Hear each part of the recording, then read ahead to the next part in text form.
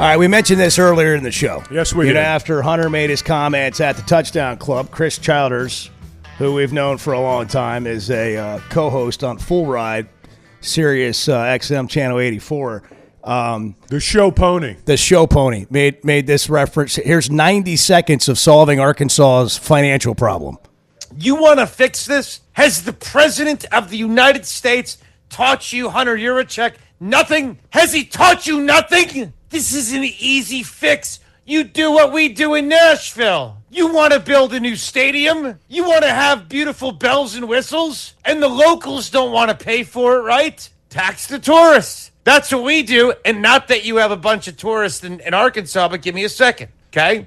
Give me a second. Because when you come to Nashville, folks, go look at your little hotel bill you're getting. And you're going to see on there, you're paying the stadium. You're paying the freight, pals. It's on your... Not me, as a taxpayer. It's coming from you. If Arkansas was smart, there is a business that a lot of America cannot function without that is from Arkansas. And how great would it be if the Walton family, and specifically, not everywhere, but in the state of Mississippi, in the state of Texas, in SEC Georgia, land? Florida, Tennessee, you don't have to publicize it, but a little hidden fee, okay? With the amount of customers coming in and out of Walmart, charge everybody an extra couple cents here and there. Can you imagine?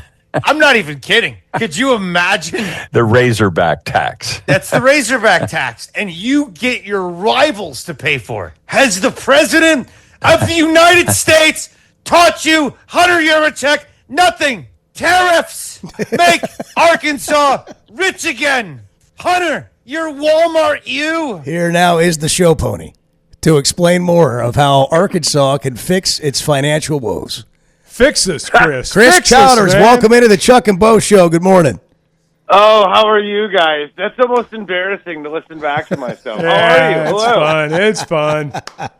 Well, man, honestly, when you think about college football and there's 8 to 10 teams that have a chance to win the national championship every year, that seems to be it. I mean, historically, that's been it. We'll see if Texas Tech and all their money that they spent on this roster can change it. But how do we engage more fan bases with a chance to win? That's the thing, right? Because we have the greatest sport ever. You guys know it. Whenever you go to Fayetteville, whenever you see the energy around the stadium and experience what it's like to be there on a Saturday, you know damn well this is special. This is exciting.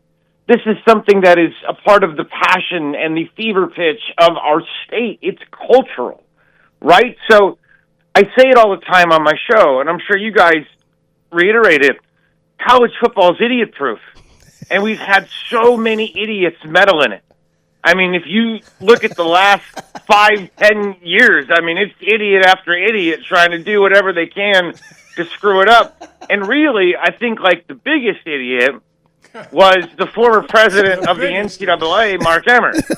And he was just like a little puppet that was standing up there with no backbone that was just speaking the president's nonsense, and it led us to where we're at. It's so funny because I love college football more than anything because I love going to a stadium and I love to hear calling the Hogs, or I love, to go to Alabama and the Dixieland Delight, or whatever, Ole Miss and the Hotty Toddy. It makes it so special. Everything about it, the Grove there in Oxford and all the little nuances that we have throughout college football. It's special.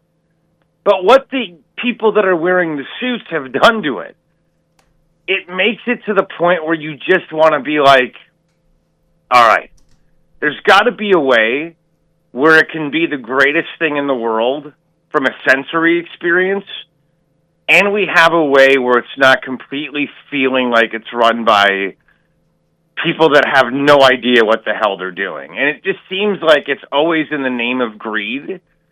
But the funny thing is, I think they're leaving so much money on the table.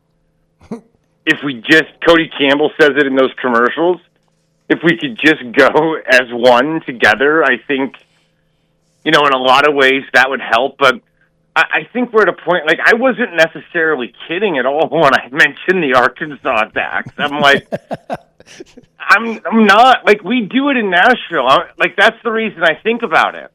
Because we have so many people coming in and out, right? Like, our town has become, like, the bachelorette, like, hangout for the parties. They're little bachelorette parties, right? So, like, we have all the, like, these party buses and all this stuff. And they figured out, because we needed a new stadium in Nashville, but it's like, hey, we don't want to pay for it. It's the taxpayers. We don't want our taxes to go up. But guess what? We can put a little hotel fee that's a Titans tax, and you should see, and the stadium's going to be off the charts. I mean, it's crazy, and the tourists don't even know what they're paying. I don't know if you can do that at Walmart. But like, yes, maybe not. But if you can, I don't see why you wouldn't. Like, I don't. We say that maybe you can't. I don't know though. Like, well, how do we know what's in those prices, right? And they're already lower than everybody else. What's another 2 cents? You know what I'm saying? You just kind of add it up. And I don't know. Maybe I'm speaking ridiculous, but seriously, like, you have to find ways. Yeah. well, And I think for Hunter Yurachek, instead of saying, he essentially waved the white flag, and that to me was kind of embarrassing. I mean, it is tough, but it's also the truth. And if you're him, No, I get it. and you're telling the state of the athletic department, it's like, hey, this is the position we're in. But I just, like, Arkansas competes. Like, they're one play away. They're a fumble away from maybe winning the game at Ole Miss, and we're not even – maybe he doesn't even have that – make that comment at the touchdown club. And it is interesting, like, is anything going to change in terms of who wins national championships in college football? And kind of like what I led off with there, Chris, it's like, how do fans deal with that when they're being told we just don't have enough money? And we're, by the way, we're in the conference that nobody cares more about college football than the SEC. Then you got to adjust your expectations. And when is that going to be the reality of places like Alabama? Like, I've talked about this, and I don't know if you've mentioned the whole Nick Saban thing, the fact that a couple weeks ago he said the Big Ten had an advantage because, they got money, they got alumni, they got all this kind of stuff. I don't know if you mentioned that, but I've been talking about that for a while. Not all the Big Ten schools, but to me, there's been this incredible sort of evening out in college football. We talked to a coach the other day, Joey McGuire. See, here's honestly where I think we're at. And I think Hunter Yurachek's comments, they back this up. I think if you can connect the dots here and you can piece together what everybody's reality is, you can come to the grips that there are certain schools with certain boosters, with certain levels of money that have an advantage right now. I look at, for example, I think Texas Tech is as good of a job that exists in college football right now today. Now, 5 years ago, it would have been a below-average job. But they've got, you always see their big booster on TV with those commercials, Cody Campbell. And there's another one, my name's escaping me right now, but those guys are Texas Tech guys. They are infusing tons of money into that roster. Texas Tech, everybody's got to change the way they think, because Texas Tech now is a have in college football. I look at them as elite. Illinois a couple of years ago was below average. They just had a guy donate $100 million. Illinois now is an elite blue blood. The way you got to look at things right now is if teams are Illinois has the money. What Hunter Yurachek talked about, Illinois doesn't have the issue. Vanderbilt, weirdly. I was talking to Barton Simmons the other day, and they were able to convince certain people who didn't want to invest in the program because the program had always been dog crap, and they had convinced them, hey, we promise you, if you put a little in here, we're going to show you what we can do with it. And I think they're showing what they can do with it, and now they're getting a bigger investment put in. In my opinion, what happened in college football is it took everything that we knew the last 20 years, 30 years, and it blew it up with the Alston ruling, with the House settlement potentially. But when collectives and big money got involved, to me, it just kind of changed what's possible. You look at the state of Alabama, they've got one billionaire. So how is Alabama sustainable? And he's an Auburn fan, by the way.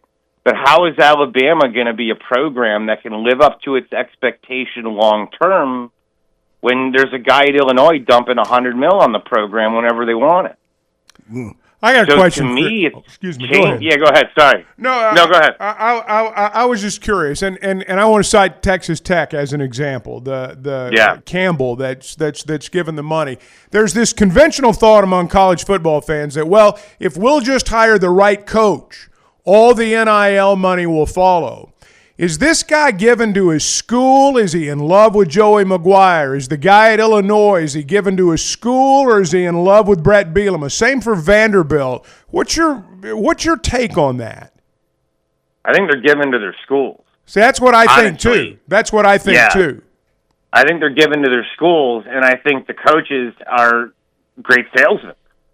I think we are in a salesman era, and if you are like Billy Mays. Remember those old infomercials with Billy Mays and OxyClean?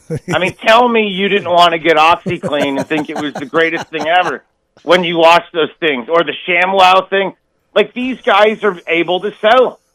They're selling, and they're giving these guys their access. They're essentially creating pseudo-owners. The guy at Illinois essentially owns the team now. Yeah.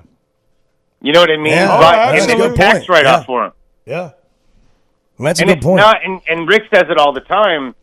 If you look at what it costs to own an NFL team now, which is crazy, you can essentially do the same thing in college now that everybody's kind of auctioning off their programs to the highest bidder for access.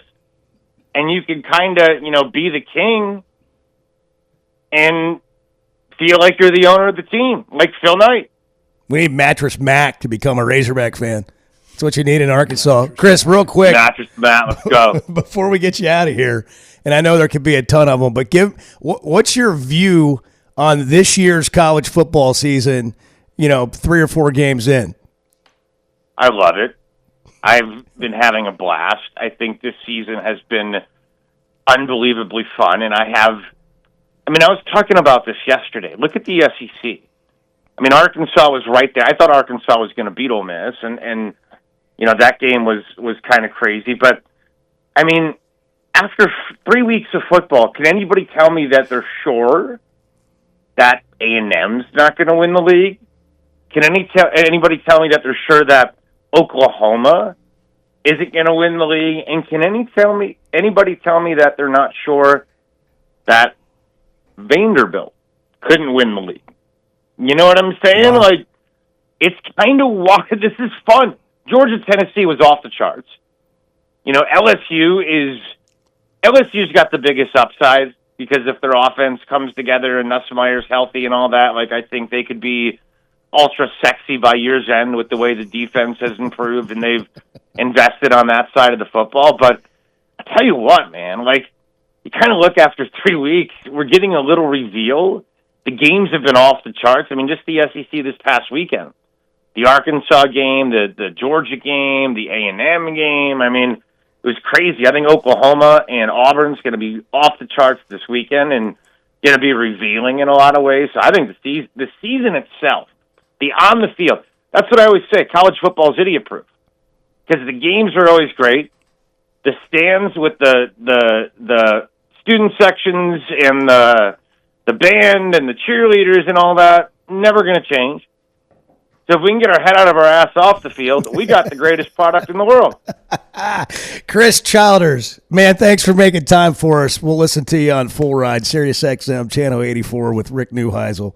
later. But thanks for making time for us today, man. That's fun. Thank you, Chris. Thanks, guys. Appreciate you. Yeah, nobody loves college football more than Chris Childers.